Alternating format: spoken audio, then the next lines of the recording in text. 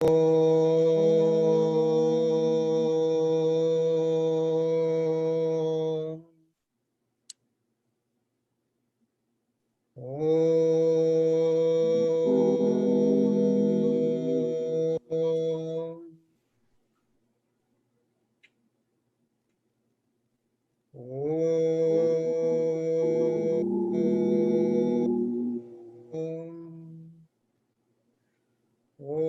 श्री गणेशाय नमः। ओम श्री सरस्वत्यै नमः। ओम श्री सद्गुरवे नमः। शुकासारिखे पूर्ण वैराग्य जाचे, वसिष्ठा परिज्ञान योगेश्वरासे। कवी वाल्मिका सारिखा मान्यैसा, नमस्कार माझा सद्गुरु रामदासा। नमस्कार माझा सद्गुरु रामदासा। जय जय रघुवीर समर्थ। हरिओम. हरिओम. मला आता सगळ्यांना मी म्यूट करत आहे, म्हणजे आपला एकमेकाला डिस्टर्बन्स नाही होणार. बघूया मला जमतंय का. म्यूट, तुम्ही म्यूट व्हा. ठीक आहे. आता आपण दुसऱ्या दशकाच्या शेवट आलेलो आहोत या दासबोधाच्या अभ्यास वर्गात. आणि आपण गेल्या अभ्यास वर्गामध्ये थोडक्यामध्ये साधन चतुष्टय बघितलं, सद्विद्येची लक्षणं बघितली, आणि असं काही प्रश्न आले की हे फार आमच्यासाठी आहे का, या सद्गुणांचा, या सद्विद्येचा आम्हाला काय उपयोग, याच म्हणजे फक्त परमार्थासाठीच उपयोग आहे का काय आहे, हे फार असं बाऊ वाटू नये. म्हणून बघा, असं आहे, कुठल्याही क्षेत्रात यशस्वी होण्यासाठी साधन चतुष्टय अत्यंत जरुरीचं असतं. या शब्दांनी, हे शब्द साधन चतुष्टय शब्दांनी घाबरून जायचं गरज नाही. पण बघा, हे जे गुण आहेत त्याला आपण आंतरिक गुण म्हणतो. विवेक, आपल्याला काय हवं नको, तर विवेक आपल्याला जरूर आहे. तुम्हाला भगवंत हवा आहे, तुम्ही भक्त असा का नसा, तुम्हाला तुमचं जीवन यशस्वी व्हायचं असेल, सुरक्षित आपलं जीवन सुरक्षित राहायला हवं असेल, तर विवेक लागतो बरं. आणि नुसता विवेक असून पण जरूर नाही, त्याच्याबरोबर वैराग्य पण पाहिजे. म्हणजे नुसतं तोंडी समजून की हा मी गोड कमी खाल्लं पाहिजे, याचं नुसतं माहिती असून उपयोग नाही, ते वागायला जमलं पाहिजे ना.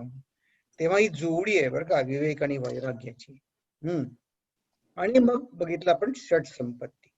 आता 6 प्रकारच्या संपत्ती काय, तर म्हणले शम दम उपरम तितिक्षा श्रद्धा आणि समाधान. तर बघा, हे समाधान जे आपण मराठीत शब्द समाधान वापरतो ना, तसं नाही. सम्यक आधान, ज्याचं लक्ष, त्याच्या बुद्धीचं लक्ष एकदेशी नाही. आज हा शब्द येणार आहे, एकदेशी, ज्याची किंवा ज्याला आपण म्हणतो सिंगल डायमेन्शन व्यक्तिमत्व नाही. बुद्धी आहे पण ती एकांगी नाही.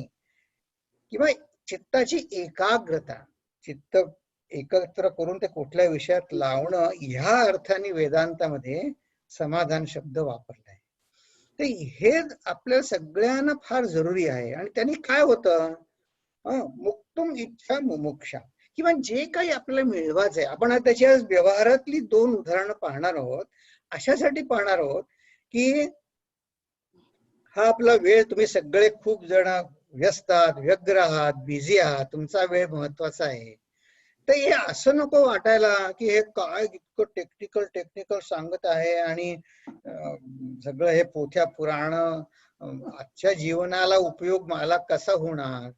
तर जे जे काही मला हवं आहे, जी प्राप्त करण्याची इच्छा आहे, त्या सगळ्याला हे गुण लागतात बर का. आता आपण गाडी चालवतो, आपल्या गाडीला ब्रेक असतो, ऍक्सलरेटर, स्टिअरिंग व्हील असतं, हँड ब्रेक असतो, आणखीन एक जरूर आहे की नाही हे सगळं. नुसतं वेगाने कुठे जिकडे तिकडे जायचं तसं तसं म्हणजे गाडी नाही बरं का.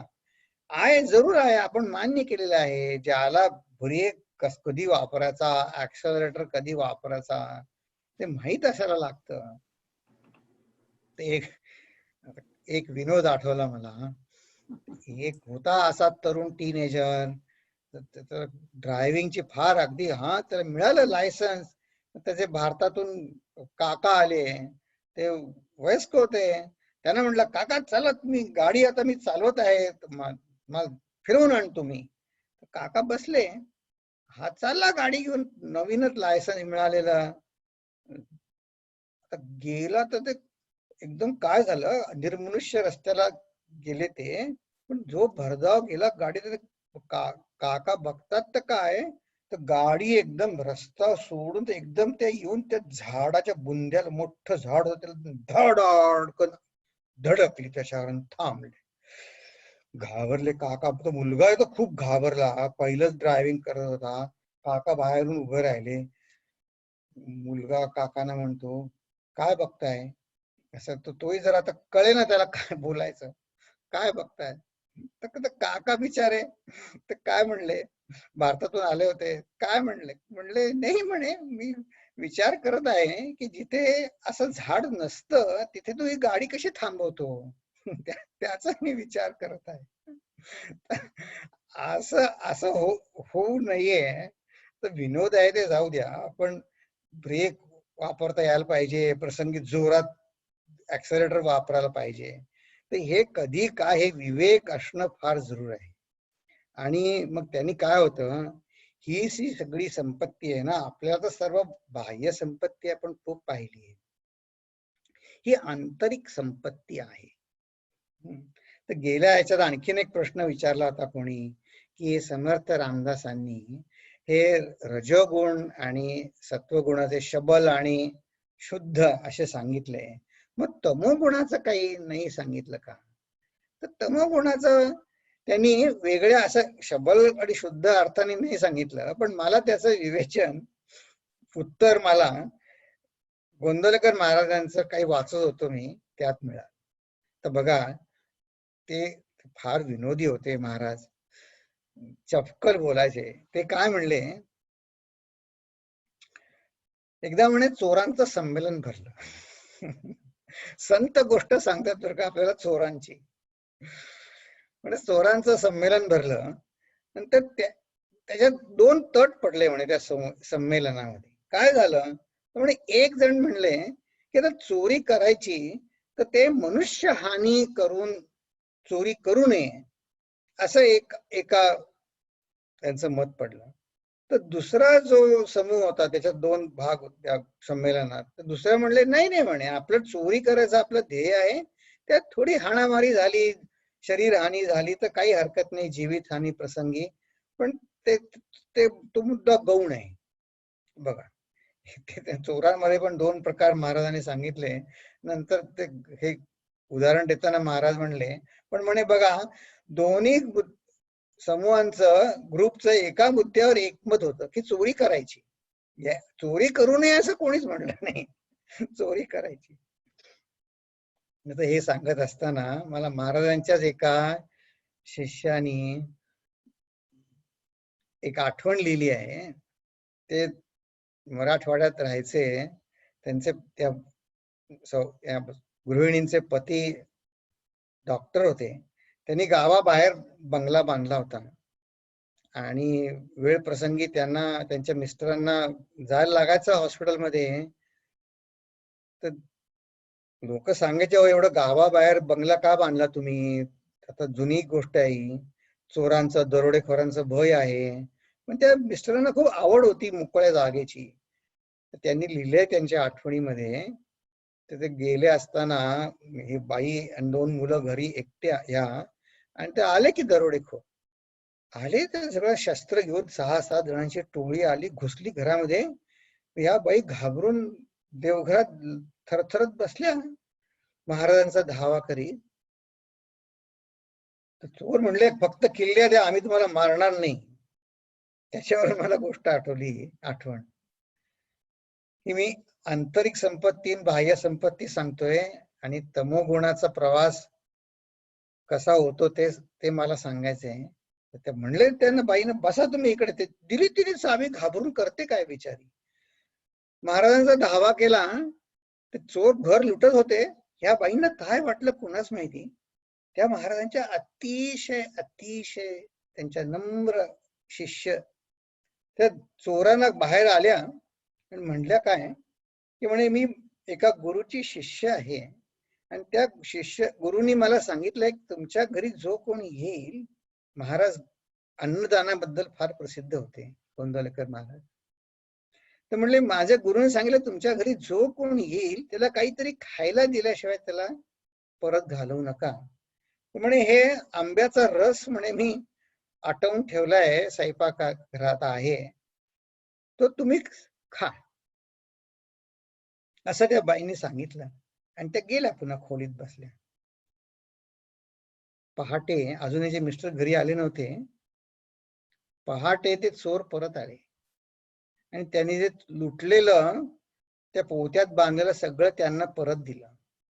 आणि तो एक जो चोर त्यांना काय म्हणतो, बाई आम्ही विचार केला आम्ही कोणाकडे चोरी केली, आम्ही कोणाकडे चोरी केली. बघा सत्वगुणाचं महत्व आहे की नाही, गुरु आज्ञेत राहण्याचं महत्व आहे की नाही. आणि ते तमोगुणी जरी होते तरी आता त्यांचा प्रवास सुरू झाला ना. हा, ही आंतरिक संपत्ती आपल्याला उपयोगी पडते. बाह्य संपत्ती कधी असेल कधी नसेल, ती काय आपण नेहमी बरोबर घेऊन हिंडणार का. पण आंतरिक संपत्ती नेहमी आपल्या बरोबर असणार आणि परमार्थाला ती फार आवश्यक आहे. आता बघा बाह्य संपत्ती आणि आंतरिक संपत्ती. आता बाह्य संपत्तीचं जरा दोन उदाहरणं बघू. कारण प्रश्न जो विचार आहे आलेला की हे सगळं सत्वगुणाचं फार काय याचं महत्व. बघा आता हा तर सिद्धांत आपल्या सगळ्यांना मान्य आहे की नाही की मेहनती खेरीज यश मिळत नाही. पण ज्याची मेहनत सत्वगुणाधिष्ठित मेहनत करत असताना सुद्धा आणि यश प्राप्ती नंतरचं जीवन सुद्धा कृतकृत्य होतं, धन्य होतं आणि ते समाजाला आदर्श असतं. जसं म्हटलं रावणाचं सत्वगुणाधिष्ठित मेहनत नव्हती. रावणाने खूप मेहनत केली पण ते म्हणले नाही. ज्याच्याशी बोलत होतो ते म्हणले काय म्हणे पुराणातली उदाहरणं आहेत ही, काही आपल्या जीवनातली 20व्या शतकातली 21व्या शतकातली उदाहरणं सांगा. आता बघा हा खेळाडू तुम्हाला सगळ्यांना माहित आहे ना. त्यांनी गोल्ड मेडल मिळवले. त्यांनी कमी मेहनत केली असेल का. एक नुसतं ऑलिम्पिक टीम मध्ये मिळायला, खेळाडू ऑलिम्पिक मध्ये प्रवेश मिळाला, तुमच्या देशातर्फे प्रवेश तुम्ही खेळाडू म्हणून जायला एक भाग्य असतं. यांनी किती गोल्ड मेडल मिळवले आणि बिचाराची स्थिती आज काय आहे. त्याला किती वेळा अटक झाली. ते गांजा अफू चरस कशाबद्दल किती वेळा त्याला अटक झाली ना. आज त्याची स्थिती काय आहे. तुम्हाला असं वाटतं तो समाधानात आहे. तुम्हाला असं वाटतं त्याची आई समाधानात आहे. तुम्ही मेहनत आहे, त्या मेहनतीचं फळ त्याला मिळालं पण आंतरिक संपत्ती नाही ना, ते टिकत नाही. तुम्हाला असं वाटतं मनुष्य जेलमध्ये बसला असताना त्याला या गोल्ड मेडलनी सुख मिळालं.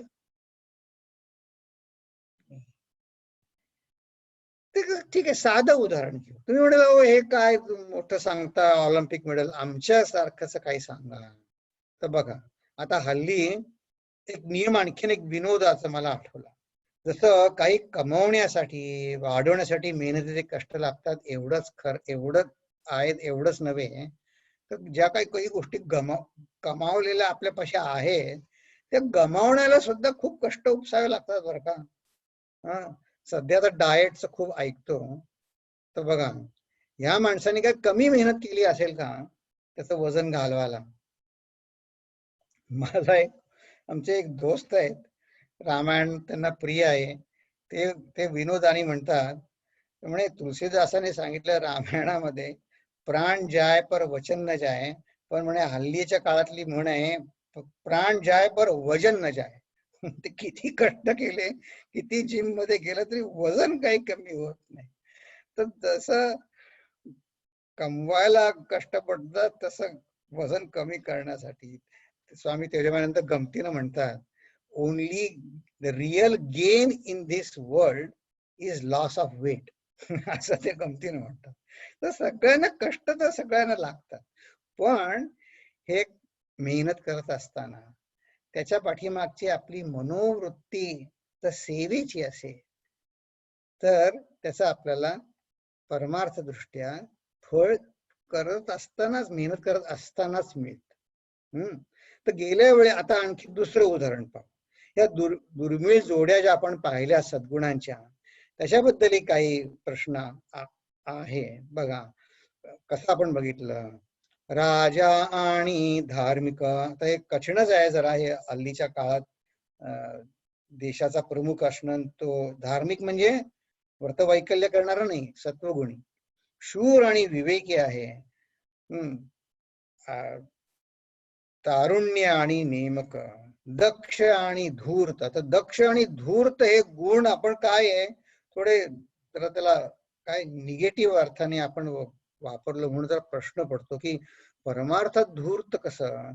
पण कसं आहे बघा, हे धूर्त जरी असला, समर्थांना जो आध्यात्मिक साधक किंवा जो हा काय म्हणायचं विवेकी वैराग्यशील याची लक्षणं आज आपण पाहणार आहोत, तो फार वेगळा आहे समर्थांना अपेक्षित असलेला, आणि तो जगाकडून फसला जाणारा नाही. तर बघा, पण आपल्याला कशाची ओळख आहे? दक्ष धूर्त योग्य तार्किक सत्य साहित्य नेमक भेदक कुशळ चपळ चमत्कारिक. तर बघा, हा मनुष्य तुम्हाला ओळखीचा आहे का? ह्या मनुष्य दक्ष आहे का? धूर्त होता का? त्यांनी त्याचा तर्क, ज्याची पैसे मिळवण्याची बुद्धी त्यांनी योग्य तऱ्हेने वापरली का? योग्य म्हणजे कायदेशीर. हो, त्यांनी हे जे पॅटंट होतं ते त्यांनी योग्य वेळ बघून त्यांनी ते विकत घेतलं आणि त्या औषधाची किंमत त्यांनी $13 वरून $750 नेली. त्यांनी नियमक भेदक ते नियम त्यांनी बरोबर त्यातनं मार्ग काढून श्रीमंत झाला. तो एका वेळी 15 जणांची बुद्धिबळ खेळत असे, हुशार होता. पण बघा, आज आता तो जेलमध्ये आहे. तर असं दक्ष धूर्त असं नाही, असं दक्ष धूर्त बनायचं नाही आपल्याला. दक्ष धूर्त गुण देवाने दिले आहे. याला सुद्धा त्यांनी काय म्हणतात मिडनाईट ऑइल त्यांनी खूप बर्न केलं असेल. हे जे काय त्यांनी केलं हे कायदेशीर होतं का? कायदेशीर होतं, पण समाजाच्या हिताचं होतं का? तो हे पेटंटची प्राइस वाढवली म्हणून जेलमध्ये नाही गेला, बरं, तो दुसऱ्या कारणासाठी जेलमध्ये गेला. पण त्याचा बुद्धी काय कशी होईल ते नियमाने नाही ना. वैराग्य विवेकची जोडी आहे बघा, तर ते दोन्ही नाही ना. तर हे आपण पाहतो, रोजच्या पाहण्यात ते आहे. आपल्याला आपल्या कुटुंबातले लोक स्मार्ट पेक्षा सद्गुणी असलेले आपल्याला जास्ती प्रिय असतात की नाही? हा, मग पण आपण जर सद्गुणी नसू तर मी भगवंताला प्रिय होईन का? नाही. तर या जोडी, या सद्गुणांच्या जोड्यांचं विशेष आहे, पण त्या भगवंताच्या चरणी वाहिलेल्या पाहिजे. आपण तुलसीदासांनी वर्णन केलं, श्रीरामाचं वर्णन बघितलं, सुंदर सुजान कृपा निधान अनाथ परकर प्रीत झो सो एक राम अकाम हित कर. तशा आपल्याला दुर्मिळ जोड्या हव्या आहे. चला, आता आणखीन एक, समर्थ देहबुद्धीला अंधकार म्हणाले. तर मग ते शेवटचं आपण आता एक उदाहरण पाहू आणि मग आपण आजचा समाज पाहू. कारण हे आपल्याला मनापासून पटलं ना की बस सगळं रामदास स्वामी आपल्याला आपलं बोट धरून घेऊन जाणार आहे. तर सत्वगुण प्रधान बुद्धीस, गेल्या वेळी आपण हे स्टेटमेंट बघितलं की सत्वगुण प्रधान बुद्धीस परिस्थिती जशी आहे तशी आकलन होते. आता बघा, कोणी समजा डॉक्टर असेल तर आपण काय म्हणतो, कुठला डॉक्टर चांगला?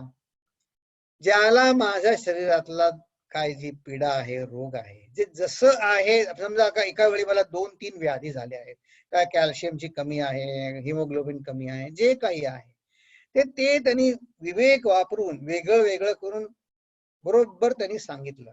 त्याला आपली माझी त्या परिस्थिती जशी आहे, माझ्यातलं जी व्याधी आहे ती त्याला बरोबर जशी आहे तशी त्याला आकलन झाली. मग तो आपल्याला डॉक्टर काय म्हणतो, हा डॉक्टर चांगला आहे. तर ते सत्वगुण काय करतो, आपली बुद्धीला आपण ज्या ज्या क्षेत्रात आहे याचा फायदा दोन्हीकडे आहे. मागे मी म्हणलो होतो ह्याला देहली दीपक न्याय असं शंकराचार्यांनी त्यांच्या भाष्यात म्हटलं आहे. महाराज म्हणायचे परमार्थचा हे साधना अशी आहे, हा उंबरठ्यावरचा दिवा आहे असं म्हणायचे. ते म्हणायचे त्यांनी प्रपंच आणि परमार्थ यांनी दोन्हीकडे उजेड पडेल. तर हे उत्तम गुण, मग आता शेवटचा प्रश्न, हे उत्तम गुण आमच्या अंगी कसे येतील? हे गुण जन्मता मिळाले नाही तर, हा सुद्धा प्रश्न खूप म्हणजे महत्वाचा आहे आणि विचारला पण आहे, मनात येतो. तर समर्थ अत्यंत प्रयत्नवादी होते आणि प्रयत्नाने मनुष्य आपले ध्येय साध्य करू शकतो, अशीच त्यांची शिकवण आहे. आणि एकदा आपण भगवंताचे व्हायचे म्हटलं, आपण आत्ता शुद्ध नसू, आत्ता आपण प्रयत्नवादी सुद्धा खूप नसू, पण एकदा आपण मनाने बुद्धीने भावनेने ठरवलं की आता मी माझं ध्येय परमार्थ हे ठरवलं की मग आता आपण भगवंताचे झालो. रामदास स्वामी सांगत आहेत, रूप लावण्य अभ्यासिता नये, सहज गुणास न चले उपाये, काही तरी धरावी सोये अगांतुक गुणांची. हे जे अगांतुक म्हणजे आता माझ्यापाशी जे गुण आहे त्याच्यापेक्षा जास्ती काही त्या बाहेरचे एक्सटर्नल. तर बघा मला आठवलं की स्वामी तेजमानंद सत्संगामध्ये बरेच वेळा सांगतात की भगवान डझंट सी युअर ॲबिलिटी, भगवान सीज युअर अवेलेबिलिटी. म्हणजे मी किती हुशार आहे, माझ्या किती अंगी कर्तृत्व आहे, ते ठीक आहे व्यवहार दृष्ट्या जसं आहे तसं आहे, पण भगवंताचं लक्ष तिथे नसतं. भगवंताचं लक्ष असतं की तू माझ्या चरणी किती समर्पित झाला आहे. मला एक आठवलं, एका पुस्तकामध्ये एक जुन्या राजांचं महाराजांची एक डायरी, एक अब्दुल रहमान नावाचा 8व्या शतकातला मध्यपूर्वेतला राजा होता, त्यांनी त्याचे लिहिलंय. तर त्यावेळेस काय होती धनसंपत्ती, सगळे ते गुलाम वगैरे विकायचे आणि ज्याच्याकडे खूप गुलाम दासी जास्ती, त्यावेळेची ती संपत्ती होती. तर त्याने लिहून ठेवलंय, तो फार असा सद्गुणी राजा म्हणून त्या काळी प्रसिद्ध होता. त्यांनी लिहिलंय की त्यांनी लिहिलंय की आज मी एका गुलामाला मी मनाने माझा गुरु मानला. तर कसं काय, त्याला ज्याच्या दरबारामध्ये असे उत्तम उत्तम, जसं आता आपण ऑर्नामेंट्स, दागिने, मोती, हिरे शॉपिंगला जायचे, तसे ते आणला असेल कुठला मोठा एखादा गुलाम धट्टा कसा. तर राजाने त्याला विचारलं, या अब्दुल रहमानने त्याच्या डायरीत लिहिलंय, त्याला विचारलं की तुझं नाव काय? म्हटलं हुजूर तुम्ही जे म्हणाल ते माझं नाव. म्हणजे तू काय करतोस? म्हणे मी तुम्ही सांगाल ते मी करतो. म्हणजे तुला काय आवडतं? म्हणजे तुम्हाला जे आवडतं, तुम्हाला जे मी करायला हवंय ते मला आवडतं. म्हणे असं कसं? म्हणे महाराज मी गुलाम म्हणून तुमच्या दरबारात आलो आहे, तुम्ही माझे मालक, मला स्वतंत्र इच्छा नाही, असं त्या गुलामाने त्या राजाला सांगितलं. ते त्यांनी डायरीत लिहून ठेवलंय बघ. तर आपली मनोवृत्ती अशी झाली ना की आपण भगवंताला प्रिय होऊ, आपली सगळी जबाबदारी भगवंताकडे. तर समर्थ आपल्याला सांगत आहे, ऐसी हे सद्विद्या भरवी, सर्वत्रांपासी असावी, परी विरक्त पुरुषे अभ्यासावी अगत्य रूपे. तर अभ्यासावीचा सुद्धा आपण एक वेगळा अर्थ गेल्या याच्यात टच केला, असं की अभ्यास म्हणजे स्टडी असं नाही. तर अभ्यास हे दासबोधामध्ये वारंवार सातत्याने त्याच सवय आपल्याला लावणं, सवय या अर्थाने सुद्धा समर्थांनी अभ्यास शब्द दासबोधात वापरला आहे. तर वारंवार त्याची प्रॅक्टिस करत राहणं याला अभ्यासावी म्हणतात. आणि अगत्य रूप शब्द, आपण अगत्य शब्द गेल्या वेळेला पाहिला, तर ते स्वामी चिन्मयानंद याचं एक फार रेव्हरन्स हा शब्द ते वापरत असत. ते म्हणत व्यक्तिमत्वामध्ये बदल कधी होतो, तर तुम्ही ते म्हणले की तुम्ही तुमच्या मनात एखादं मॉडेल जो आपण म्हणतो ना की आदर्श पुरुष, तर ते म्हणतात की आपलं जीवन, गुरुदेव चिन्मयानंद सांगत असत की आपण जनरली काय म्हणतो, आपण प्रेम एकावर करतो आणि आपल्याला भीती म्हणा किंवा आदर्श आपण एक दुसरा वेगळाच असतो आपल्यापाशी. म्हणजे ऑफिसमध्ये आपण बॉस समजा कोणी खूप हुशार असेल तर त्याला बुद्धीनं त्याला मानतो, पण त्याच्यावर काही आपलं प्रेम नसतं किंवा त्याच्याविषयी काही दोस्ती वाटत नाही. घरी पती असेल पत्नी असेल त्याच्याविषयी प्रेम वाटतं, पण काय त्याचं बुद्धी खूप त्यांना आहे असं काही जणांना वाटतच असं नाही. की आपली आजी असेल तर आपण म्हणा तिला काय कॉम्प्युटर वगैरे येत नाही, मग ते बुद्धीची ती खात्री नाही पटत, पण तिच्यावर आपले प्रेम आहे खरं. तर ते काय म्हणतात चिन्मयानंद की तुमचं प्रेम आणि बुद्धी हे दोन्हीच्या एका ठिकाणी एकवटेल ना, तर आपण तसे बनतो. आणि जोपर्यंत आपण प्रेम आणि बुद्धी अशा कुठल्या एका व्यक्तीमध्ये आपल्याला बघायला मिळत नाही, तर ते म्हणतात आपलं व्यक्तिमत्व स्प्लिट राहतं, आपल्या प्रयत्नांना त्यामुळे पूर्ण यश येत नाही, कारण आपलं हृदय एकीकडे आणि डोके एकीकडे असं होतं. तर रामदास स्वामींनी अगत्य रूप हा शब्द रेव्हरन्स या अर्थाने ते म्हणले की अगत्य तुम्ही आपल्याला भगवंताबद्दल अगत्य नाही असं मी कसं म्हणू, पण माझ्या प्रयत्नांबद्दल सुद्धा जर मी जी काही मर्यादित स्वरूपात मी पूजा करतो, जप करतो, हे मी गुरुच्या प्रेरणेने करतो, गुरुच्या शक्तीनं करतो, याच्याविषयी त्या माझ्या साधनेविषयी माझ्या प्रयत्नांविषयी जर मला आदरभाव निर्माण झाला ना, तर मग भगवंत आपल्या जवळ अगदी आलाच. तर आता त्या दृष्टीनं ही विरक्त पुरुषाची आपण लक्षणं पाहणार आहोत.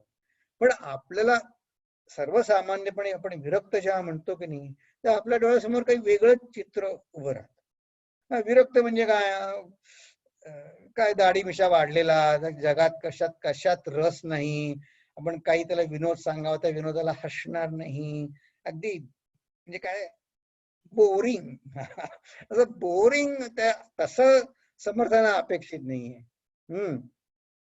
तर समर्थांना अभिप्रेत असणारा विरक्त पुरुष फार वेगळा आहे. समर्थांचा विरक्त मोठा ब्रह्मज्ञानी, निष्काम, शांत आणि चतुर पुरुष आहे. बघा त्यांनी चतुर शब्द वापरला आहे.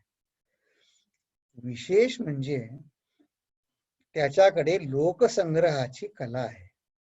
आहा, तर बघा समास 9 बघूया आपण. फार फार रोचक हा विरक्त आहे, आणि हे लक्षण वाचल्यानंतर आपल्याला वाटेल वा आपणही विरक्त व्हावं. फार हवीशी लक्षणं ऐकूनच आपल्याला फार बघूया. श्रीराम ऐका विरक्तांची लक्षणे, विरक्ते असावे कोण्या गुणे, जेणे अंगी सामर्थ्य बाणे योगियाचे. बघा आपल्याला योगी म्हटलंय. योगी म्हणजे कसं, व्यवहारामध्ये योग जसं आपण बघितलं हे सद्गुण आपल्याला लागतात, पण आता ते आपण योग म्हणजे काय, एकत्र येणे, सगळे आपले सद्गुण एकत्र आणूनच आपण आपल्या कार्यक्षेत्रात, आपल्या ऑफिसमध्ये, आपल्या कुटुंबामध्ये, कुटुंबाच्या कर्तव्यामध्ये आपण यशस्वी झालोय की नाही. पण आता योगीचं विरक्त व्हायला काय व्हायला पाहिजे, म्हणजे या आपण भगवंताशी जुडायला काय करायला पाहिजे ते सांगतात. आणि पहिले बघा कसं ते, असं मला वाटतं ना, Ramdas Swami was a excellent salesman. म्हणजे ते आधीच सांगितलं की विरक्तांनी काय होणार आहे, काय मिळेल ते पहिले पटकन ते सांगितलं. बघा पहिल्या 4 ओव्यांमध्ये त्यांनी काय होईल ते सांगितलं. जेणे सत्कीर्ती वाढे, जेणे सार्थकता घडे, जेणे करिता महिमा चढे, विरक्तासी, जेणे परमार्थ फावे, जेणे आनंद हेलावे, जेणे विरक्ती दुणावे, विवेके सहित मनोरथ पूर्ण होती, सकळ कामना पुरती, मुखी राहे सरस्वती, मधुर बोलावया. आहा, हे लक्षणे श्रवण कीजे, आणि सदृढ जीवी धरिजे, तरी मग विख्यात होईजे भूमंडळी. वा, बघा यांनी किती छान सांगितलं याच्यामध्ये. यांनी आपल्याला प्रॉमिस देत आहेत रामदास स्वामी की आपलं मनोरथ पूर्ण होईल, आपल्या सगळ्या कामना पूर्ण होतील. एवढंच नव्हे, मुखी राहे सरस्वती मधुर बोलावे. मुखी राहे, मग असा मनुष्य जनप्रिय होईल की नाही, त्याची कीर्ती सगळीकडे होईल की नाही, त्याचा महिमा दिगंतात पसरेल की नाही, आणि त्याच्या जीवनात सार्थकता होईल की नाही. शंकराचार्यांनी एक धन्याष्टकम नावाचं 8 कडव्यांचं लिहिलेलं आहे. त्यात म्हणलंय की ते ज्ञान हे ज्ञान नव्हे जे तुमच्या इंद्रियांना शांत करत नाही, वखवक वाढवतं इंद्रियांची, ते ज्ञान होईल का. कोणतरी मला सांगत होत की पूर्वीच्या काळी, आता आपण ते गुलामांचं सांगितलं तुम्हाला मी, अब्दुल रहमाननी त्या गुलामाला कसं गुरु केलं. महात्मा गांधी म्हणे असं म्हणत की म्हणजे पूर्वीच्या काळी मारून ठोकून बळजबरीनं गुलाम बनवायचे. आता म्हणे या विषय भोगांनी टीव्ही वरती इकडे तिकडे पाहून आपणहूनच त्या, हे मला पाहिजे, हे गॅजेट पाहिजे, ते गॅजेट पाहिजे, असं म्हणून आपणच आपले गुलाम, या सवयींचे गुलाम होऊन बसलेला. म्हणून ही विरक्त लक्षणं आपल्याला फार जरुरी आहे. आणि मग ते काय म्हणतात, मग विख्यात होई जे भूमंडळी. ह्या विरक्त लक्षणाचे हा समाज बघणार होत ना, त्यांनी ते एक सूत्र रामदास स्वामींनी मनाचे श्लोक सूत्र रूपात आहे. त्यात एक श्लोक आहे, जगी होई जे धन्य या राम नामे, क्रिया भक्ती उपासना नित्य नेमे. क्रिया भक्ती उपासना, बघा तिन्ही सांगितलं. तिन्ही भक्ती मार्ग, ज्ञान मार्ग, योग मार्ग सगळ्यांचं त्यांनी एकत्र करून सांगितलं की तुम्ही जगात धन्य व्हाल. कधी? जगी होई जे धन्य या, बघा इथे पण म्हणले सार्थकता येईल, धन्य होईल. क्रिया भक्ती उपासना नित्य नेमी, आणि विरक्त सांगायचे त्यांना. मग काय म्हणले, उदासीनता तत्वता सार आहे, सदा सर्वदा मोकळी वृत्ती राहे. बघा, आपली सगळी खटपट कशासाठी असते, आपण मनाने काय म्हणतो, टेन्शन फ्री, मोकळी वृत्ती होण्यासाठी आपली सगळी धडपड आहे की नाही. मग ते काय म्हणतात, उदासीन वृत्ती, विरक्त वृत्तीने, तिथे त्यांनी उदासीन शब्द वापरलाय. त्याने आपण विख्यात होऊ, धन्य हो, आणि रामनामाने धन्य हो. तर भगवंताच्या नामावर पण रामदास स्वामींचा एक समाज आपण पाहणार आहोत. तर बघा पुढे काय म्हणतात, हे लक्षण श्रवण कीजे आणि सदृढ जीवी धरिजे, तरी मग विख्यात होईजे भूमंडळी. तर आपण काय क्रम करायचा. आता आपण म्हणलं की माझ्या अंगी तर हे गुण नाही, मग देहबुद्धीच्या माणसाने प्रथम नीतिमान बनायला शिकलं पाहिजे. असं एक संत सांग, ते काय म्हण की मी वाटेल तसा वागेन बाकी, आणि मग मी पूजा करेन आणि मला त्या पूजेचं फळ मिळालं पाहिजे, तर तसं नाही सांग. नीती कायदेशीर नाही म्हणले बरं, नीती नाही म्हणले. नीती फार उच्च आहे, आणि त्या नीतीने राहिल्यामध्ये काय होतं, आपल्या इंद्रियांना आपल्याला आवर घालण्याची सवय आपण लावायला पाहिजे. मग त्याने काय होतं, तर ह्यासाठी आधी बघा समर्थांनी उत्तम लक्षणे सांगितली, आणि मग सत्वगुणाची पण लक्षणे सांगितली. तर हा क्रम आहे, आणि मग ह्या सगळ्या क्रमाने मग त्याचं पर्यवसान परमार्थात कधी होईल, आपोआपच होईल. आपल्याला काही त्यासाठी वेगळे श्रम करायला लागणार नाही. तर बघूया. आणि अशा दृष्टीने सुद्धा आपण या समासाकडे आपण बघायला पाहिजे. तर बघा, तर समर्थांचा जो विरक्त पुरुष आहे तो सर्वमान्य नेता, म्हणूनच तो सर्वमान्य नेता आहे. आणि तो कसा अध्यात्म शिकवतो, तर तो लोकांमध्ये विवेक जागृत करतो, आणि आपल्यासारख्या हीनदीन माणसांना जवळ करून हे विरक्त पुरुष सन्मार्गाला लावतात. आणि हे करत असताना ते आपली स्वतःची विरक्ती राखण्याबद्दल ते फार जागरूक असतात. बघा ते काय सांगतात, विरक्ते विवेके असावे, विरक्ते अध्यात्म वाढवावे, विरक्ते धारिष्ट धरावे दमन विषयी. बघा, आपण इंद्रिय दमन आपण म्हटलं. विरक्ते भक्ती वाढवावी, विरक्ते शांती दाखवावी, विरक्ते यत्ने करावी, विरक्ती आपुली. बघा, त्यांचा प्रयत्नांवर किती जोर आहे हो. आणखी पुढे काय सांगतात, विरक्ते धर्मस्थापना करावी, विरक्ते नीती सांभाळावी. आपण आत्ताच पाहिलं की नीतीने वागल्याशिवाय परमार्थाचं प्रगती होणार नाही. विरक्ते क्षमा सांभाळावी अत्यादरेसी. बघा, 11व्या ओळीमध्ये अति आदरेसी, अटमोस्ट रेव्हरन्स केलं पाहिजे. मग त्यांनी काय होईल, विरक्ते परमार्थ उजळावा, विरक्ते विचार शोधावा, विरक्ते सन्निध ठेवावा, सन्मार्ग सत्वगुण. बघा, या थ्रू आउट दासबोधाच्या या 2 दशकांमध्ये आपण बघितलं, त्यांचा सत्वगुण, सन्मार्ग आणि प्रयत्न याच्यावरचा भर, याचा ते रेफरन्स सोडत नाही. मग आता बघा, परमार्थ साधायचा असेल तर देह सुख भोगांपासून मन बाहेर पडणं जरूर आहे. बघा, एक शरीराने सोडायला नाही सांगत आहे. म्हणजे कसं, एक संत सांगायचे, असलं तर असू दे, नसलं तर नसू दे, अशी वृत्ती असणं म्हणजे मनाने बाहेर पडणं आहे. आणि ह्यालाच संत दृश्याचं प्रेम कमी होणे असे म्हणतात. आता त्यासाठी काय केलं पाहिजे बघा, त्यासाठी शक्ती लागते. हो, आपण जे म्हणतो की आम्हाला साधेल की नाही, मग किंवा आपण असे बुद्धी आपली एक्सक्यूज सांगते की नाही, ते जन्मजात असलं तरच मिळेल. कारण का, आपली शक्ती आपली कमी पडते ना, आणि पडते म्हणून तर आपण साधक आहोत. आपली शक्ती, आपण भगवंतापाशी शक्ती मागत आहोत. तर पण ती शक्ती आहे, पण आपल्यापाशी शक्ती आहे, पण ती परमार्थाला उपयोगी वळवायची, परमार्थाकडे कशी वळवायची ते आपल्याला शिकायचं आहे. तर बघा, शक्तीचे 2 अंग सांगत आहेत परमार्थ त्याच्यामध्ये रामदास, की मी देह आहे आणि देह सुख माझे सर्वस्व आहे. आता अजूनपर्यंत समजा आपण असं आयुष्य जगत आहोत.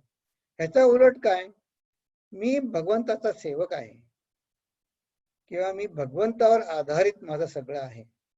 याच्या उलट काय, जो मनुष्य म्हणतो की देह सुखावर मी सर्वस्व आहे, तर माझं कार्यक्षेत्र काय होईल, माझं कार्यक्षेत्र दृश्यातलं असेल, बाह्य संपत्ती असेल.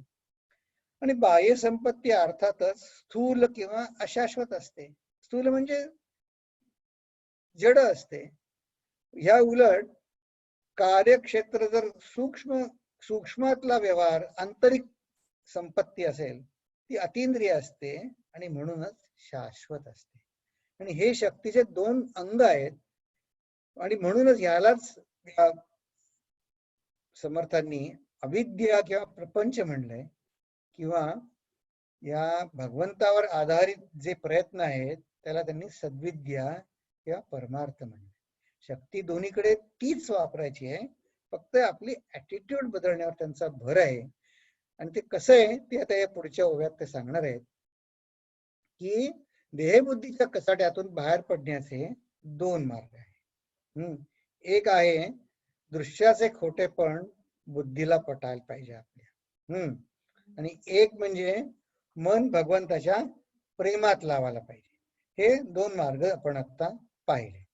मग आपण म्हणू, हे तर ठीक आहे, पण ते एक्झॅक्ट काय करायचं, काही स्पेसिफिक सांगा.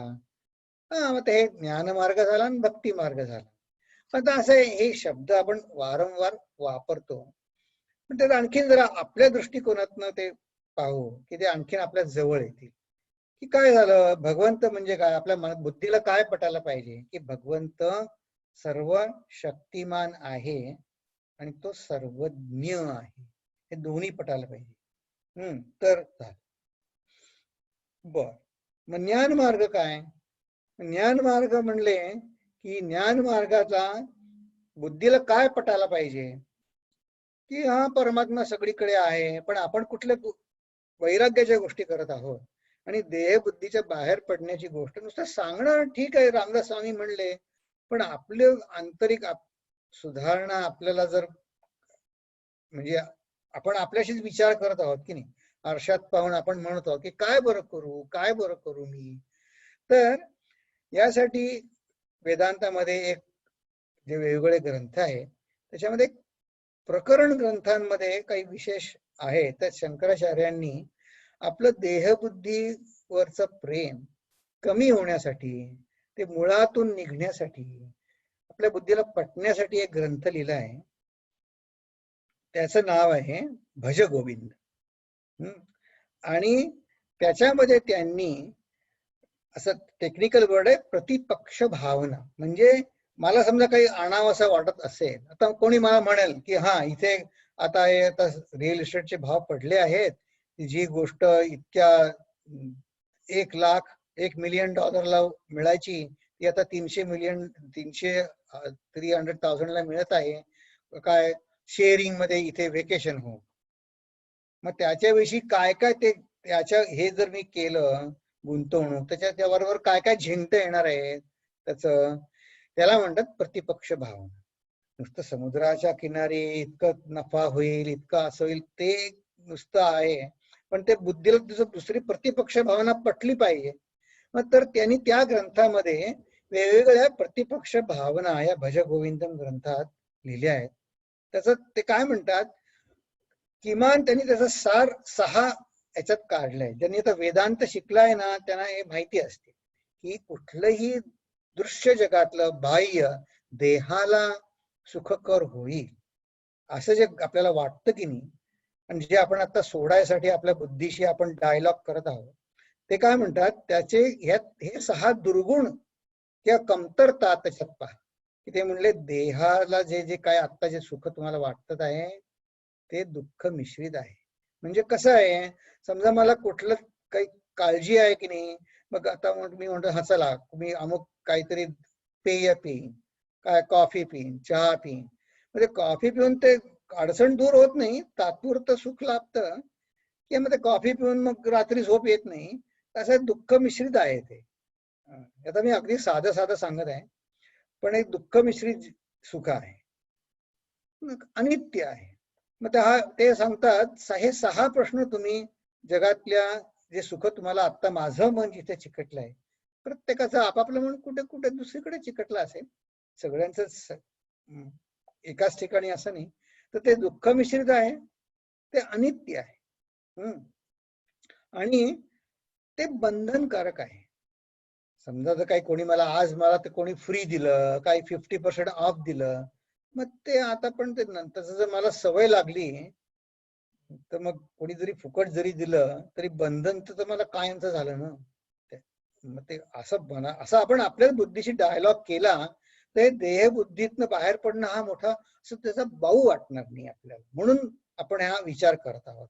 तर या ग्रंथात ते काय सांगतात, 6 दुर्गुण सांगतात की हे दुर्गुण आपण बघायला शिकलं पाहिजे. दुःख मिश्रित असतं सुख, ते अनित्य असतं, बंधनकारक असतं, आणि ते अतृप्तिकरम असतं. म्हणून बघा तुम्ही गंमत म्हणून आता बघा, आता कधी पार्टीत जाऊ, आता जेव्हा हे संपेल कोविडचं तेव्हा, किंवा कधी आपल्याच घरी तुम्ही लोक आईस्क्रीम कसं खातात ते तुम्ही पहा. अगदी ते कप बशीत किंवा कशात ते घेतील चमचा कडंग कडंग कडंग आवाज येईपर्यंत ते काय तृप्ती होत नाही ते खाल्लं तरी, अतृप्तिकरम. मला ते आईस्क्रीम खाण्यापेक्षा ते बघण्यातच जास्ती मजा येते की लोक आईस्क्रीम कसं खातात. दुसरं काय होतं आणखी, ते आपल्या इंद्रियाणाम जरायत, आपल्या इंद्रियांचं तेज कमी करतात. म्हणजे काय, मग आता एखादं गोड खाल्लं आईस्क्रीमचं उदाहरण बघितलं, मग कधी ना कधी आपले दात साखर राहून दात पडतील, काय ते आपले इंद्रिय आपल्याला कमकुवत करतात. आणि शेवटचं हे सापेक्षकम आहे, म्हणजे ते रिलेटिव्ह आहे. त्याचं महत्व आज आहे उद्या नाही, हे देश काल परिस्थितीतच ते सुख देऊ शकतात. तर हे जर 6 आपल्याला पटले की नाही, कुठल्याही मार्गाने आपण जाऊ. आता भक्ती मार्ग काय म्हणतो, तो एवढा विचार करत नाही. तो काय म्हणतो, तो उपासना भगवंताला करतो. त्याला कोणी आईस्क्रीम आणलं तर हे नाही विचार करत, तो काय म्हणेल आज माझी एकादशी आहे, आज मी आईस्क्रीम खाणार नाही. किंवा तो म्हणेल माझ्या गुरूंनी सांगितलंय तू गोड कमी खा, मी आज चातुर्मास आहे, मी हे करणार नाही. तो सगळं ते भगवंताला जोडतो. तो म्हणतो असं आहे का, ठेव नैवेद्याला, मी देवाचा प्रसादा बरोबर खाईन. आपण कुठलाही मार्ग जरी स्वीकारला की नाही, त्या दोन्ही मार्गांचं फळ काय होतं, या दोन्ही पद्धतीने मन दृश्याच्या कचाट्यातून बाहेर पडायला मदत होते. कुठल्याही आपल्या बुद्धीला, आपल्या मन प्रकृतीला, व्यक्तिमत्वाला जो मार्ग रुचेल तो आपण स्वीकारावा. एकापेक्षा एक जड आहे, उच्च आहे, नीच आहे असं नाही. आपल्याला जो पाहिजे तो आपण स्वीकारून शेवटी ध्येय काय की दोन्ही पद्धतीने मन कुठल्या तरी एका पद्धतीने दृश्याच्या कचाट्यातून बाहेर पडलं, तात्पुरतं का होईना, ग्रंथाचा अभ्यास करताना का होईना, ते पडलं की काय होईल, ते ज्ञान माझ्या बुद्धीत जाईल. आणि ह्या मनाच्या अवस्थेलाच वैराग्य म्हणतात. आणि त्या दृष्टीने आता आपण त्या उरलेल्या ओव्या पाहू. कारण का, वैराग्य संपन्न झाल्यापासून परमार्थ साधत नाही, हा अटळ नियम आहे. तर बघा, तर अध्यात्माचा आणि भक्ती मार्गाचा प्रचार होण्यासाठी विरक्त कोणकोणते उपाय योजू शकतो ते समर्थ सांगत आहेत. आणि बघा, पूज्य गुरुदेव चिन्मयानंदांनी हे सगळं केलं बघा. विरक्ते अभ्यास करावा, विरक्ते साक्षेप धरावा, विरक्ते वक्तृत्वे उभारावा, मोडला परमार्थ. बघा, पूज्य गुरुदेव नेहमी गमतीने म्हणायचे माझं फक्त भांडवल काय, तर ते जिभेकडे दाखवायचे. म्हणायचे हे 2 इंचाची जीभ माझं फक्त भांडवल आहे, माझी स्ट्रेंथ आहे. आणि त्याच्यावर, त्या वक्तृत्वाच्या शब्दाच्या जोरावर त्यांनी आपल्या सगळ्यांना परमार्थाकडे वळवलं की नाही. पण बघा, हरिकीर्तने करावी. आणि बघा, समर्थांना हा एक या ग्रंथाचा एक फार विशेष एक संत सांगायचे की त्यांच्या प्रतिभेचा आवेग इतका होता. हा आवेग या 18व्या ओवीत आपल्याला दिसतो. बघा, हरिकीर्तने करावी, निरूपणे माजवावी, भक्ती मार्गे लाजवावी, निंदक दुर्जने. हा ह्याला पूज्य गुरुदेव म्हणायचे अग्रेसिव्हली गुड. बघा, हे समर्थ रामदास किती अग्रेसिव्हली गुड आहेत की. हरिकीर्तने करावी, निरूपणे माजवावी, भक्ती मार्गे लाजवावी, निंदक दुर्जने. दृढ निश्चयो धरावा, संसार सुखाचा करावा, विश्वजन उद्धरावा, संसर्ग मात्रे. संसर्ग मात्र हा संस्कृत व्याकरणातला शब्द आहे. संसर्ग म्हणजे संसर्गाचा रोग म्हणतो तसा नाही आहे. म्हणजे हा इन सत्संगामध्ये ज्याला म्हणतो त्यांनी उद्धरावा. विरक्ते असावे धीर, विरक्ते असावे उदार, विरक्ते असावे तत्पर, निरूपण विषयी. निरूपण म्हणजे काय, गेल्या वेळी आपण हेही बघितलं होतं की अद्वैत जे मार्गाचा, अद्वैत वेदांताचा अभ्यासाला निरूपण म्हणतात. आणि त्याच्याविषयी माणसाने तत्पर असलं पाहिजे. म्हणजे विवेकाचं फळ काय असलं पाहिजे. तर बघा, तुमच्या सगळ्या विवेकाचं फळ काय, आपण सगळे आता दासबोधाचा अभ्यास करतो. तर हे जे आपण बघितलं की देहबुद्धीतनं बाहेर पडायचं, निरूपणामध्ये हेच सांगितलं जातं. तर बघा, एक असा एक श्लोक येतो मुंडक उपनिषदामध्ये. परीक्ष लोकान कर्मशितान ब्राह्मणः, निर्वेद माया नास्ति कृतः कृतेन, तद्विज्ञानार्थं स गुरुमेवाधिगच्छे, समित पाणी श्रोत्रियं ब्रह्मनिष्ठम. तर आता आपल्या पुरतं काय पण बघायचं की त्यांनी परीक्ष लोकान म्हणजे काय, त्यांनी परीक्षा केली. तुम्ही काही जण नचिकेताच गुरुजींची भाषण निरूपण ऐकत असाल. त्याच्यात कसा नचिकेताने परीक्षा केली लोक आपल्या व्यवहारातल्या, दृश्य जगातल्या सुखांची. आता आपण शंकराचार्यांचं बघितलं की त्यांनी आपल्याला 6 प्रकारचे विपरीत बुद्धी, त्यांनी त्याच्यामध्ये विपरीत सुखबुद्धी बघायला सांगितली, 6 प्रकारचे दोष बघायला सांगितले. ते परीक्षा केल्यावर तो साधक म्हणतो, ह्या जगातलं हे सगळं नाशवंतच आहे का, काही अशी गोष्ट नाही का कुठली की जी भगवंताच्या कृतीत परिपूर्ण आहे. आणि असा तो विज्ञानाच्या कासेनी त्याचे करत तो गुरु, अशा श्रोत्रिय ब्रह्मनिष्ठ गुरुकडे जातो. पण कसा जातो, आपल्याला फक्त ह्या 2 गोष्टी बघायच्या या श्लोकाचा अर्थ खूप गहन आहे. आपल्या पुरतं जेवढं या समासाला जेवढं लागू आहे तेवढं बघू आपण. तर परीक्षा लोकांना झालं की मग समित पाणी सोपं जातं. म्हणजे काय, आपण समिधा आपण ऐकलोय, अशा समिधा घेऊन ते गुरुकडे जायचे. तर म्हणजे काय, तर म्हणले माझ्या विषय सुखाच्या ज्या भावना आहेत ना त्या सगळ्या जळलेल्या काष्ठ रूपात झालेल्या आहेत की त्या यज्ञात अर्पण करायला. म्हणजे माझ्यातले सगळे दुर्गुण मला त्यांचं फोल पण पटलेलं आहे आणि मी ते गुरुच्या आश्रमात जाऊन ज्ञान यज्ञात जाळून टाकणार आहे, असं तू शिष्याकडनं अपेक्षित आहे. या वैराग्याचा जो साधक आहे त्याच्या अभ्यास, जेव्हा रामदास स्वामी अभ्यास शब्द म्हणतात तेव्हा त्यांना हे अपेक्षित आहे. तर हे नास्तिक कृतः कृतेन म्हणजे काय, तर भगवंत प्रेरित समाधान शांतता कशी आहे आणि याच्या उलट, याच्या कम्पॅरेटिव्हली स्वार्थ प्रेरित मानवी सुख शांती कशी आहे. एक संत खूप छान सांगायचे, ते म्हणायचे फक्त आत्मा किंवा आपलं स्वरूप हे रेडीमेड आहे, चिंतन, आणि बाकी सगळं बनवलेलं आहे. आणि ते बनवलेलं ते असं खुबीनं सांगायचे, बनवलेलं म्हणजे आपल्याला फसवलेलं, नकली, नाशवंत आहे. तर हे नास्ति कृतः कृतेनं म्हणजे जे काही मनुष्य आणि मी म्हणून, मी माझी म्हणून, देहबुद्धीने म्हणून, सुखाच्या लालसेनं जे ते सगळं नकली आहे. आत्मा फक्त रेडीमेड आपलं माझं स्वरूप आहे, चिरंतन आहे.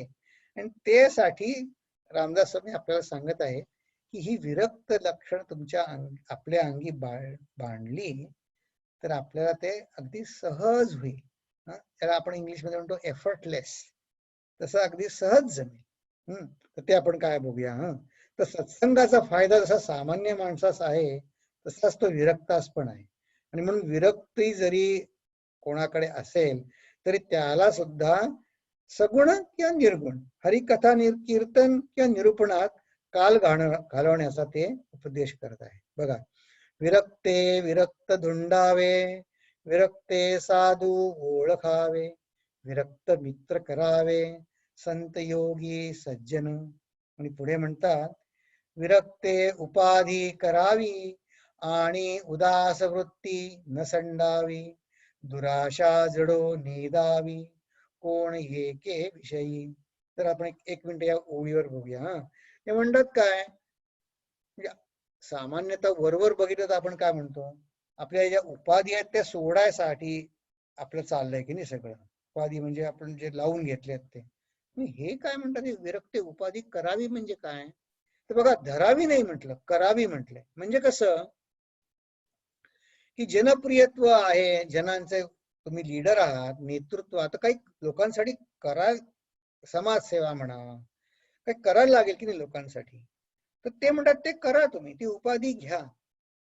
पण त्याच्यामध्ये ते सांगतात आपल्याला उदास वृत्ती न संडा. म्हणजे उदास वृत्ती, मगाशी आपण बघितलं उदासीनता तत्वता सार आहे, असं मनाच्या श्लोकाचा मगाशी बघितलं मनाचा श्लोक. म्हणजे काय, तर ही उपाधी जे काही काम आपण साधना म्हणून करत आहोत. आता आपण तो आपल्यापैकी बरेच जण कोणी रामकृष्ण मिशन मध्ये म्हणा, शिवा विष्णू टेम्पल, हिंदू टेम्पल किंवा चिन्मय मिशन मध्ये आता आपण करत आहोत. पण काही कारणाने समजा ते कधी सोडायला लागलं तरी सोडण्याची सुद्धा आपली तेवढी तयारी पाहिजे. ती उदास वृत्ती असली तर काय होतं, समजा काही कारणाने ती ऍक्टिव्हिटी आता सोडायची आहे ना, तर ते कोणी समजा आपल्यापेक्षा जास्ती लायक मनुष्य आला, तुम्ही करा, तर ती सोडायला पण सांगतात. आणि त्यांनी काय होतं, की समजा काही बळजबरी व्यवहार कसा आहे जगातला, काही वेळा ते जबरदस्ती सोडायला लागते ऍक्टिव्हिटी आपल्याला, मग आपल्याला त्या माणसाविषयी कटुता येते. तर बघा ते कसं सांगतात, दुराशा जडो नेदावी, कोणी एक विषयी. तर हा मुक्त होण्याचा मार्ग सांगत आहे. विरक्ते असावे अंतरनिष्ठ, विरक्ते नसावे क्रियाभ्रष्ट. म्हणजे आपण बाउंड नसावं, म्हणजे घरचं काम सोडून आपण आश्रमात येऊन मग आश्रमातल्या ऍक्टिव्हिटीज आपण जर चिकटले गेलो, मीच ते करणार, दुसरं कोणी नाही करायचं, मग ते कर्मकांड झालं, ते कर्मयोग कुठे झालं. ते सांगतायत की असं ह्यानी काय होतं, समर्थ सांगतात की असं क्रियाभ्रष्ट आपण कर्मकांडात अडकलो की ते म्हणते आपल्याला वॉर्न करतायत, सावध करतायत, विरक्ते न व्हावे कनिष्ठ पराधीनपणे.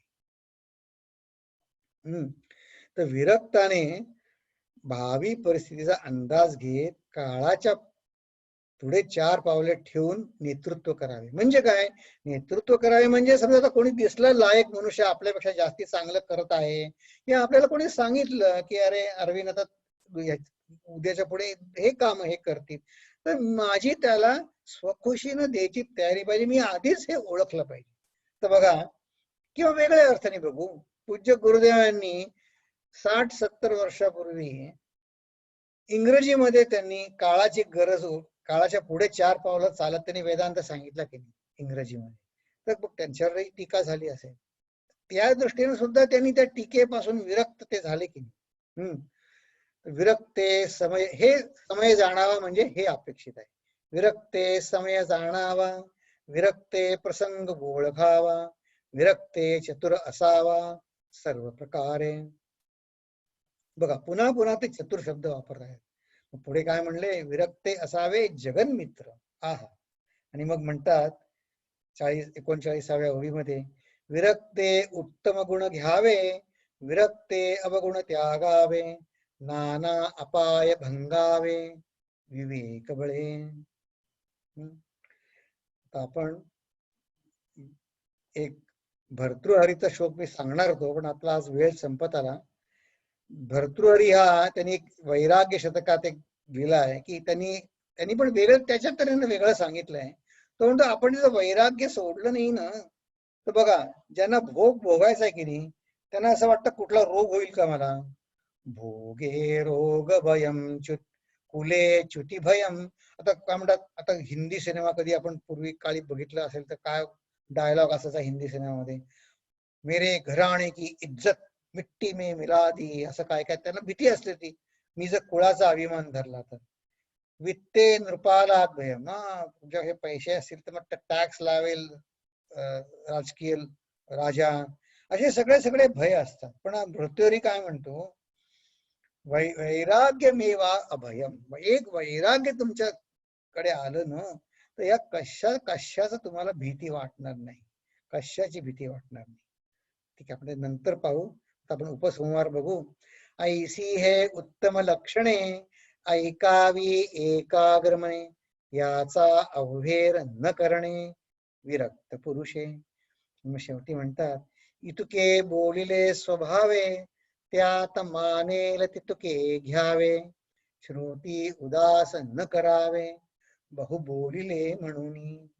किती रामदास स्वामी किती ते प्रेमळ, किती नम्रपणे, किती समजावणीच्या सुरात आपल्याला सांगत आहे की अहो तुम्ही राग मानू नका की असं मी तुम्हाला काही सोडायला सांगितलं म्हणून. पण ते काय म्हणतात, परंतु, आणि मग असंही सांगतात, परंतु लक्षणे न घेता अवलक्षणे बाष्कळता, नेणे त्यास पडत मूर्खता येवो पाहे. आणि मग त्या पडत मूर्खाची लक्षणं पुढे सांगतात. गोंदवलेकर महाराज त्यांच्या शिष्यांना त्यांच्या निरूपणामध्ये वारंवार सांगायचे. एक संत वारंवार आठवण करून द्यायचे. ते म्हणायचे की पुष्कळ दिवस वेदांताचा श्रवण केलं, अभ्यास केला. ते म्हणले सत्संगतीचा लाभ होतो तो मी जेवढे प्रयत्न करेन त्याच्यावर अवलंबून असतो. पण म्हणे एक तर तोटा म्हणे असा होतो की म्हणे परमार्थ कसा बोलायचा, ती भाषा आपण खूप बोलायला शिकतो.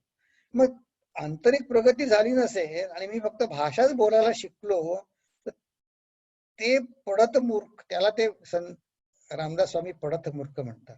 तर बघा, हा 10वा दशक सुद्धा किती परिपूर्ण आहे. आधी मूर्ख लक्षणं सांगितली, मग ती मूर्ख लक्षणं ज्यातनं येतात ती कुविद्या सांगितली, सगुण मुळापासून यावे म्हणून सद्विद्येची लक्षणं सांगितली, आणि मग जे प्रत्येकाचा स्वभाव, जसं म्हणायचं बायोग्राफी की सत्व रजत तम, ज्यांनी हे सगळं विश्व आणि मी माझं व्यक्तिमत्व म्हणलंय, तर ते 3 गुण, सत्व रजत तमाचे 3 गुण सांगितले. या सगळ्यातनं समग्रपणे हायर लेव्हलला जाण्यासाठी विरक्त, सदा सर्वदा मोकळी वृत्ती आहे, ही होण्यासाठी वैराग्य लक्षण सांगितलं. आणि शेवटी ते कॉशन म्हणून त्यांनी हा समासाचा दशक संपवला आहे. तो आता पुढच्या सोमवारी आपण संपवू. तर त्याला पडत मूर्खपणा येईल असं ते वॉर्न करत आहेत. आणि मग आपण पाहू.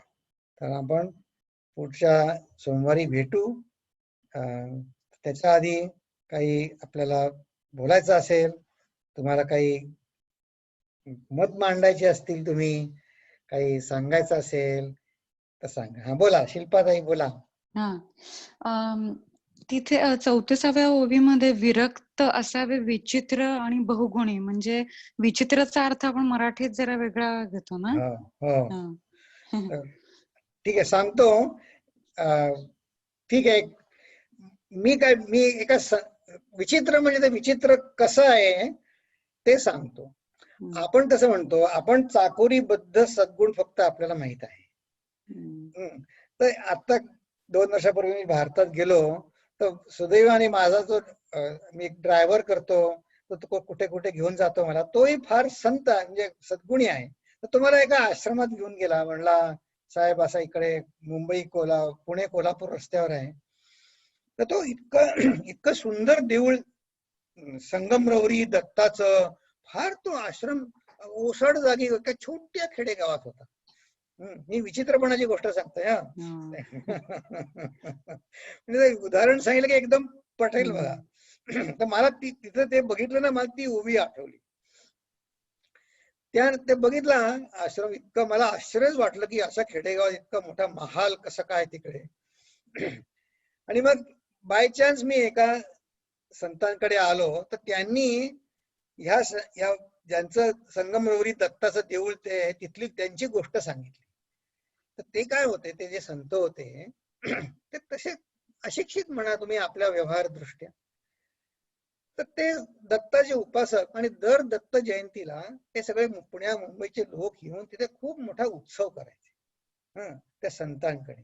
तर आपण ज्याला म्हणतो, म्हणजे मी सॉफिस्टिकेटेड, तर ते आपण काय करतो, अशी गर्दी काही दिसली की मी स्वतःला तिथे एक लीडर म्हणून, मी स्वतः सेल्फ अपॉइंटेड लीडरशिप माझ्यातली जागी होते. मग तिथे गर्दी असेल तर मग मी काय, तर तिथे खूप अन्नदान चालायचं ना, तर मग ते गर्दी असायची. त्यातला एक जण बघितलं त्यांनी, हा तो रांगा लावायला लागला सगळं असं तसं. तर आतमध्ये दत्त जयंतीच्या दिवशी पूजा होती. तर हे जे त्या आश्रमाचे जे गुरु होते ते बाहेर गेले बाथरूमला, ते आले येत होते, देवळाशी गर्दी होती.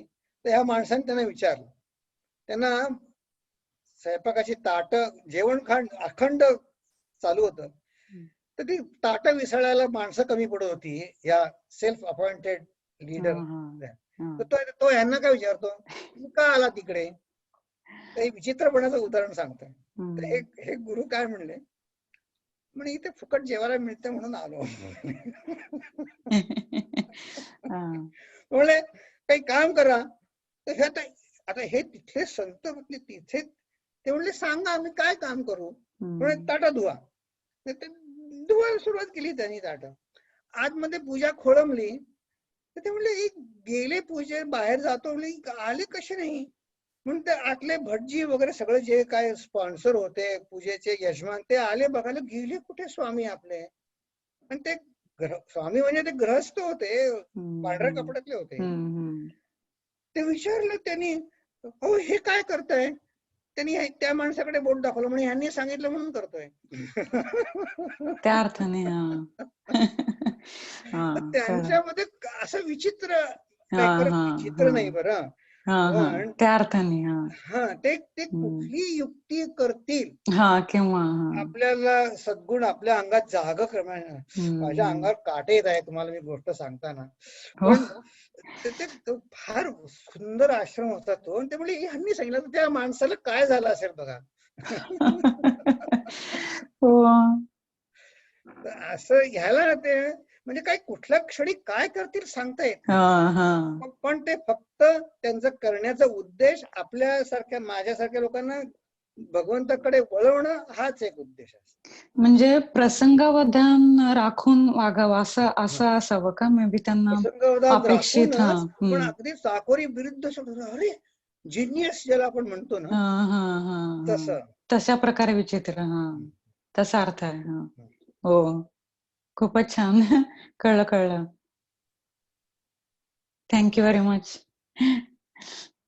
थँक्यू, तुम्ही प्रश्न विचारला, मला ती आठवण झाली बघा, ते विचित्र म्हटल्यावर. हो, छान. पण बरोबर अगदी समर्पक आहे ते. लगेच कळत म्हणजे कोणत्या अर्थाने विचित्र म्हणायचंय त्यांना रामदास स्वामींना. हा बोला सुदीक्षा. एक प्रश्न माझा पण होता की सत्वगुण प्रधान बुद्धी म्हणजे परिस्थिती जशी आहे तशीच दिसते, तर हा बेसिकली साक्षी भाव वाला अर्थ आहे का की नाही, की बर्ड्स आय व्ह्यू म्हणजे बघा ज्या असं प्रॅक्टिकल की याच्यामध्ये आपण म्हणतो परिस्थिती परिस्थितीच्या जशी आहे बाहेर. तशी म्हणजे बोल हा बोल सॉरी.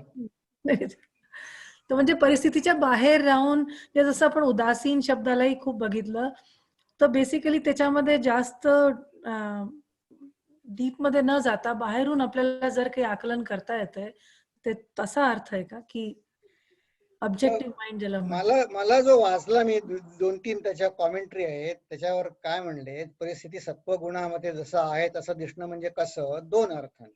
एक व्यवहारी अर्थाने, जगातल्या व्यवहारी अर्थाने. साधं आपण आधी पहिले बघू. समजा कोणी डॉक्टर आहे, तो कुठला स्पेशालिस्ट आहे, आणि त्याच्याकडे एखाद्या काही कारणासाठी एक गेला कोणी रोगी, तर त्याला किंवा अगदी साधं उदाहरण घेतो, मोटर मेकॅनिक आहे. मोटर मेकॅनिक कडे त्यांनी सांगितलं कोणी मोठं एक्सपेन्सिव्ह रिपेअर म्हणून तुम्ही गेला, आणि जर तुम्हाला मोटर मेकॅनिक म्हणला ताई हा भाग नाही बिघडलाय, दुसरा भाग बिघडलाय, त्याची किंमत फक्त $20 आहे आणि ते तुम्ही द्या. तर त्याला ते दिसलं, जशी परिस्थिती आहे तशी दिसली, आणि त्यांनी पैशाचा मोह टाळून तुम्हाला फक्त $20 तुम्हाला बिल सांगितलं. तर याचा अर्थ त्याच्याकडे सत्वगुण आहे, नंबर 1. दुसरं, आता मग दुसरं उदाहरण घेऊ, नेक्स्ट स्टेप वर आपण jump on to next step. साधक. तर आपण आता तुम्ही चिन्मय मिशन मध्ये जाता किंवा आणि कुठल्या आश्रमात मध्ये जातो, तिथे आपण काम करतो, तर तिथे जो नेता जो आहे, अपॉइंटेड लीडर असतो बघा, की तुम्ही हे करा, कोऑर्डिनेटर म्हणा, काय डायरेक्टर असतो, काय व्हॉट एव्हर त्याला काय नाव देऊ आपण. समजा आता आपण कुठल्या भावनेनं चिन्मय मिशन मध्ये जातो, की आम्ही चिन्मयानंदांच्या घरी त्यांच्या आश्रमात जात आहे, तेव्हा ऍडमिनिस्ट्रेशननी समजा आपल्याला कोणी सांगितलं की असं असं करा, तर ते मला अपमानकारक वाटलं. पण मी जर परिस्थिती ओळखली की नाही, हे आता हे जे सांगतात मी त्यांचं ऐकलं पाहिजे, तर हे असं मला वाटतं का, तर ते आहे परिस्थिती आहे तसं बघणं. तर मी असं मनात विचार केला, हा अरविंद नेहमी असंच बोलतो, अरविंद नेहमी रागीटच आहे, तर मी माझे रागद्वेष त्यात कालवून जर बघितलं ना, तर परिस्थिती आहे तशी दिसत नाही. मग आपण शांतपणे जर त्याला विचारलं ना, की अरे तू असं का म्हणलं, मग तो कारण जेव्हा सांगतो आपल्याला पटतं, हे असं असेल तर मी पण तसंच केलं असतं. तर रागद्वेषाच्या आहारी न जाता, आणि म्हणून भक्ती मार्गी आहे ना, त्याला फार सोपं असतं. ते भगवंताची इच्छा आहे म्हणून झालं, तर जास्तीत जास्त डोक्यातलं कशाला ताप द्या. फार सुंदर. येस. ओके. हा प्रभाकरजी, मी तुम्हाला अनम्यूट करत आहे, बोला.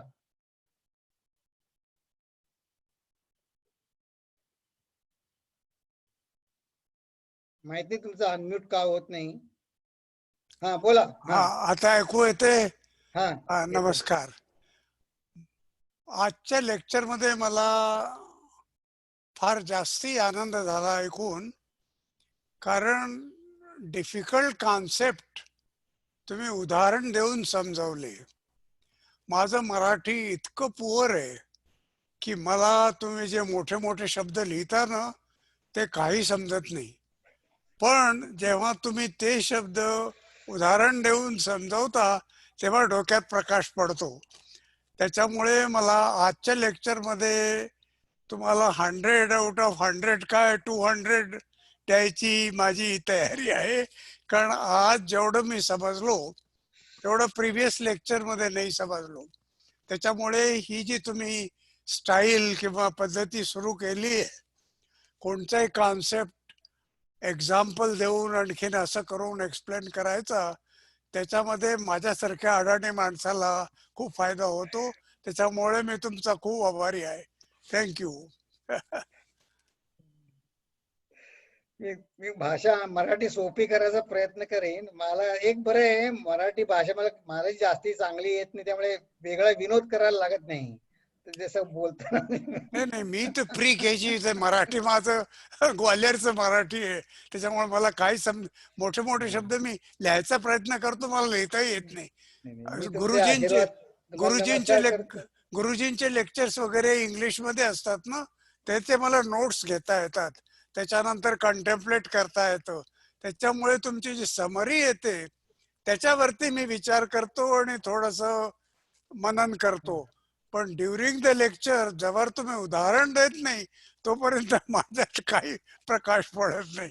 त्याच्यामुळे आजचं मला लेक्चर तुम्ही सुरुवातच सगळी उदाहरणापासून केली, गोष्टी सांगितल्या, एक्सप्लेन केलं, त्याच्यामुळे खूप आनंद आला. मी थँक्यू तुम्हाला व्हेरी काका मच. गॉड काका ब्लेस यू. नमस्कार करतो, तुमचे आशीर्वाद चाहतो. आणि आता आपण शांती पाठ म्हणू. तुम्हाला देशमुख काकाने बोलायचं आहे का? हो, मला फक्त नमस्कार करायचा होता की जे तांबोळी साहेबांनी सांगितलं, कारण ते माझे महागुरु आहे. त्यांनी बरोबर सांगितलेलं आहे की उदाहरणाच्या मुळे आम्हाला जास्त कळतं लगेच आणि जास्त एफर्ट्स नाही लावावं लागत. सो थँक्यू व्हेरी मच आणि खूप आनंद झाला. आता आपण शांती पाठ म्हणू. हो. ओम पूर्णमद पूर्णमिदं पूर्णात् पूर्णमुदच्यते पूर्णस्य पूर्णमादाय पूर्णमेवावशिष्यते. ओम शांति शांति शांतिः. हरिः ओम. श्री गुरुभ्यो नमः. हरिः ओम.